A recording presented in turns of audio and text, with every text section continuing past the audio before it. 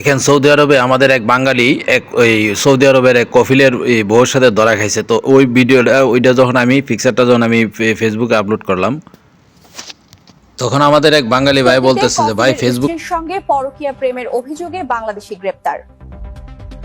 বন্ধুরা কথা না দ্রুত ভিডিওটা শেয়ার করে দিন। দ্রুত বাঙালি ওগুলো এমন কা করতেছে, জায়গা জায়গা বদনামি করতেছে। সৌদি কবিলের স্ত্রীর সাথে পরকীয়া বাঙালি লিপ্ত, গ্রেপ্তার হয়ে গেছে। এখন এই বাঙালির ফাঁসি ছাড়া কোনো উপায় নাই। তাই ভিডিওটা শেয়ার করি, এর গার্জিয়ানকে জানাই দেন, সবাই দ্রুত শেয়ার করেন। তো আমি কেন এটা ফেসবুকে দিলাম আপনারা তো বুঝতে পারছেন, ঠিক আছে? কারণ একজনের জন্য 10 জনের ক্ষতি। একটা সন্তান বাহিরে ফাটায়, তারা রোজগার করবে, অনেক টাকা রেন্ট ফেন্ট করে বাহিরে ফাটায়। তো আপনারা যদি এইডি করেন, আপনাদের মা বাবার অবস্থাটা কি এটা আপনি বুঝে দেখেন।